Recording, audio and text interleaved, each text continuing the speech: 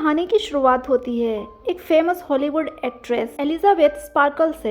Elizabeth अपने time की एक बहुत खूबसूरत और टैलेंटेड एक्ट्रेस थी और हर कोई उसका दीवाना था। लेकिन जैसे जैसे समय बीत रहा था उसकी उम्र बढ़ रही थी और खूबसूरती घट रही थी और इसी वजह से उसे फिल्मों में काम मिलना बंद हो गया था। आखिर में उसके पास सिर्फ एक एरोबिक टीवी शो बचता है जो कि ठीक ठाक चल रहा था। जब एलिजाबेथ 50 साल की होती है तब उस टीवी शो का प्रोड्यूसर उसे काम से निकाल देता है क्योंकि उसका मानना था शो को हिट बनाने के लिए एक खूबसूरत और जवान लड़की की जरूरत है। और अब एलिजाबेथ में पहले जैसी बात नहीं रही। नौकरी से निकाले जाने के बाद जब एलिजाबेथ घर लौट रही थी तब उसकी कार का एक्सीडेंट हो जाता है और उसे हॉस्पिटल ले जाया जाता है, लेकिन उसे ज्यादा चोट नहीं लगी थी इसीलिए डॉक्टर उसे छुट्टी दे देते हैं। पर तभी अचानक एलिजाबेथ वहाँ रोने लग जाती है क्योंकि उसका करियर खत्म हो गया था। उसे रोता हुआ देखकर हॉस्पिटल का एक वार्ड बॉय चुपके से उसके कोट में एक पेन ड्राइव डाल देता है जिसके साथ में एक लेटर था जिसमें लिखा था कि इसने मेरी जिंदगी बदल दी।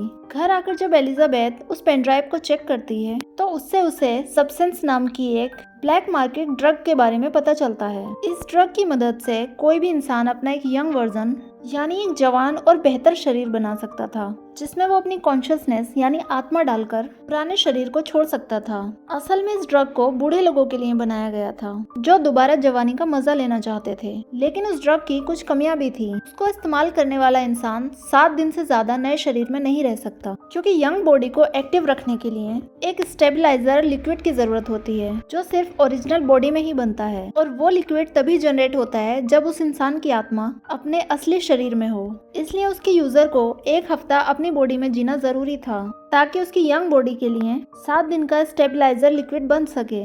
पहले तो एलिजाबेथ को ये सब बातें बकवास लगती हैं और वो उस पेन ड्राइव को डस्टबिन में फेंक देती है, लेकिन बाद में वो उस कंपनी को कॉल करके अपने लिए सब्सटेंस ऑर्डर कर देती है। तब वो कंपनी वाले उसे एक सीक्रेट एड्रेस पर बुलाकर वो प्रोडक्ट डिलीवर करते हैं और एक बॉक्स के अंदर उसे सब्सटेंट किट मिलती है। उसमें 4 चीजें थी। सबसे पहला एक एक्टिवेटर सीरम जिसको ओरिजिनल बॉडी में डालकर उसके सेल्स तेजी से डिवाइड होकर एक यंग बॉडी बनेगी।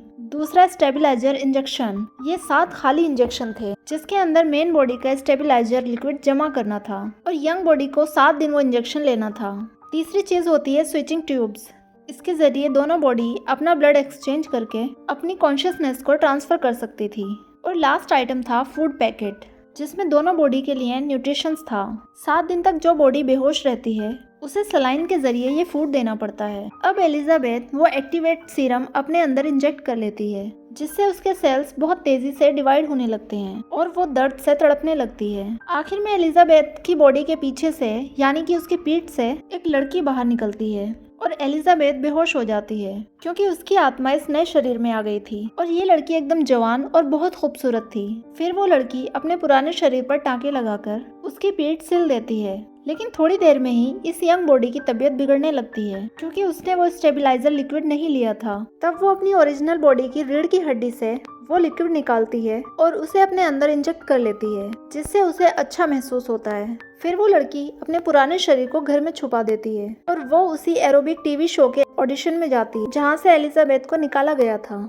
यहाँ वो अपना नाम सू बताती है और उसकी ब्यूटी देखकर प्रोड्यूसर उसे तुरंत हायर कर लेता है। फिर जब स्यू का नया एरोबिक शो रिलीज होता है तो वो बहुत जल्दी हिट हो जाता है और उसकी फैन फॉलोइंग बहुत तेजी से बढ़ने लगती है। इस तरह से स्यू 7 दिन तक वो स्टेबलाइजर इंजेक्शन लेकर अपना काम और शौक पूरे करती है और बाकी 7 दिन वो एलिजाबेथ के शरीर में अपनी बोरिंग लाइफ जीती है। उसका ये बैलेंस अच्छी तरह चल रहा था। फिर एक दिन जब वो स्यू की बॉडी में थी तब वो एक लड़के को अपने घर लाती है और उसके साथ इंटीमेट होने लगती है, लेकिन इसी दौरान उसकी तबीयत खराब हो जाती है क्योंकि सू के 7 दिन खत्म हो गए थे और अब उसे असली शरीर में वापस जाने की जरूरत थी। लेकिन स्यू अपना मजा खराब नहीं करना चाहती थी, इसलिए वो एलिजाबेथ की बॉडी से एक्स्ट्रा स्टेबलाइजर लिक्विड निकालकर उसका इंजेक्शन ले लेती है। इससे उसकी सेहत ठीक हो जाती है और वो उस लड़के के साथ रात बिता लेती है। इसके बाद वो अपनी बॉडी चेंज कर लेती है। अगली सुबह जब एलिजाबेथ को होश आता है तो वो देखती है कि उसकी एक उंगली सड़ गई है और ऐसा इसलिए हुआ था क्योंकि उसने अपने शरीर 7 दिन से ज्यादा स्टेबलाइजर लिक्विड निकाल लिया था। अब घबराकर एलिजाबेथ वो सब्सटेंस वाली कंपनी को कॉल करती है और उनसे अपनी उंगली ठीक करने का तरीका पूछती है। तब वो लोग उसे बोलते हैं कि इसका कोई इलाज नहीं है। अगर वो अपने चेंजिंग शरीर को सही से फॉलो नहीं करेगी तो इसका बुरा असर उसके असली शरीर पर होगा। फिर एक दिन एलिजाबेथ की मुलाकात एक बूढ़े आदमी से होती है जिसके हाथ पर बिल्कुल वैसा ही निशान मौजूद था जैसा वो हॉस्पिटल के वार्ड बॉय के हाथ पर था जिसने एलिजाबेथ को वो पेन ड्राइव दिया था। और उस आदमी के पास सब्सटेंस की डिलीवरी लॉकर का सेम कार्ड भी था, जिससे एलिजाबेथ समझ जाती है कि ये बूढ़ा इंसान उसी वार्ड बॉय का ओल्ड वर्जन है। इसलिए वो उससे पूछती है कि वो उसे फॉलो क्यों कर रहा है।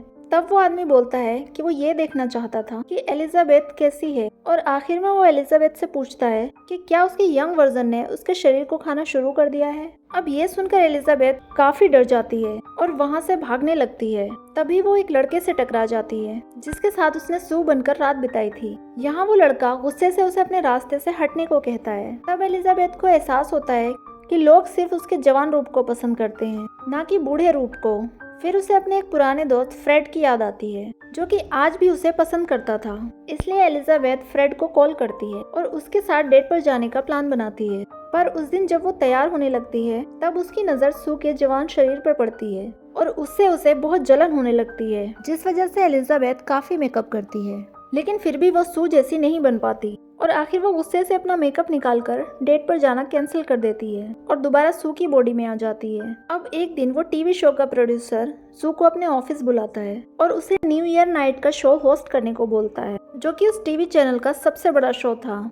इसलिए सू राजी हो जाती है और अब उसे बड़े बड़े ब्रांड के प्रमोशन भी मिलने लगते हैं, जिसके चलते सू अपने काम में बहुत बिजी हो जाती है। और वो एलिजाबेथ की बॉडी से एक हफ्ते से कुछ दिन ज्यादा वो स्टेबलाइजिंग लिक्विड निकाल लेती है ताकि वो लगातार सू बनकर अपना काम कर सके।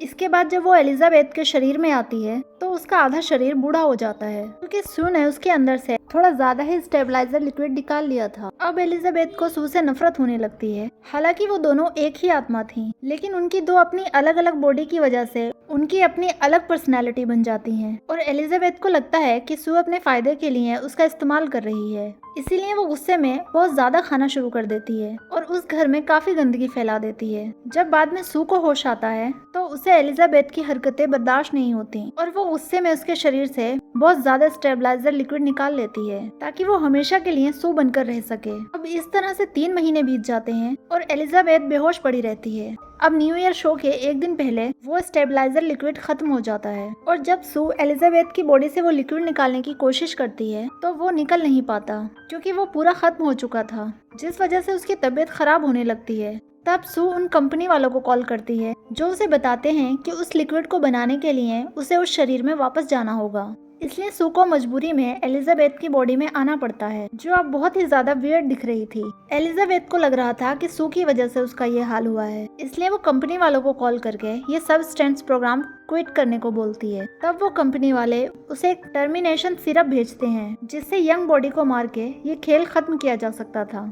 अब एलिजाबेथ वो इंजेक्शन सू की बॉडी में लगा देती है, पर तभी उसे वो न्यू ईयर नाइट का शो याद आ जाता है जिसे वो होस्ट करना चाहती थी। इसलिए वो इंजेक्शन को पूरी तरह लगाने से पहले ही रुक जाती है और एक आखिरी बार सू के शरीर में जाने का फैसला करती है ताकि वो शो होस्ट कर सके। फिर वो स्विचिंग ट्यूब्स को सू के साथ कनेक्ट करके उसे जगाने की कोशिश करती है। पहले तो वो आत्मा एक वक्त पर एक ही शरीर में रहती थी, लेकिन इस बार टर्मिनेशन सीरम के रिएक्शन की वजह से वो कॉन्शियसनेस डिवाइड होकर दोनों शरीर में चली जाती है और वो दोनों एक साथ होश में आ जाते हैं। तब सू को वहाँ वो टर्मिनेशन इंजेक्शन दिखता है जिससे वो एलिजाबेथ को अपनी जान का दुश्मन समझकर उसे पीट पीट कर मार डालती है। इसके बाद वो शो होस्ट करने के लिए स्टूडियो पहुँचती है, लेकिन मेकअप करते वक्त उसकी तबीयत बिगड़ने लगती है और जब वो वॉशरूम जाती है तो वहाँ उसके दांत गिर जाते हैं और उसके नाखून और कान भी टूटने लगते हैं, क्योंकि एक तो उसे स्टेबलाइजर लिक्विड की जरूरत थी और दूसरा ये कि उसने ओरिजिनल बॉडी को खत्म कर दिया था जिससे उसकी लाइफ फोर्स आधी हो गई थी। इसलिए सू अपने आप को ठीक करने के लिए दोबारा वो एक्टिवेटर सीरम लेने का फैसला करती है ताकि उसका एक और यंग वर्जन बन सके। हालांकि कंपनी वालों ने एक्टिवेटर को सिर्फ एक ही बार यूज करने को कहा था, लेकिन फिर भी सू अपने घर में आकर वो इंजेक्शन ले लेती है। पर इस बार कोई यंग वर्जन नहीं बनता, बल्कि सू और एलिजाबेथ के कॉम्बिनेशन से एक भयानक शक्ल का राक्षस बनता है जिसके बॉडी ऑर्गन्स भी अपनी सही जगह पर नहीं थे। इसके बावजूद भी एलिजाबेथ तैयार होकर उस न्यू ईयर शो में जाने लगती है और वो अपनी एक पुरानी फोटो चेहरे पर चिपकाकर किसी तरह स्टेज तक पहुंच जाती है जहां उसे देखने बड़े बड़े बिजनेसमैन आए थे।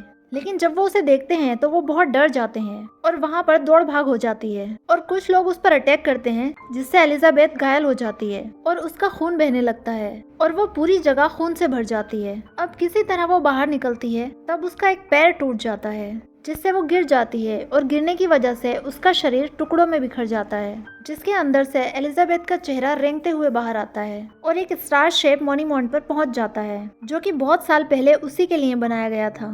यहाँ एलिजाबेथ आसमान की तरफ देखते हुए इमेजिन करती है कि सब लोग उसके लिए तालियां बजा रहे हैं और कुछ ही देर में वो चेहरा पिघलकर खून बन जाता है, जिसे अगले दिन एक क्लीनिंग मशीन साफ कर देती है और यहीं पर मूवी का एंड हो जाता है। दोस्तों, अगर आपको मूवी की एक्सप्लेनेशन अच्छी लगी हो तो वीडियो को लाइक और चैनल को सब्सक्राइब जरूर करिएगा। मिलते हैं अब हमारी नेक्स्ट वीडियो में।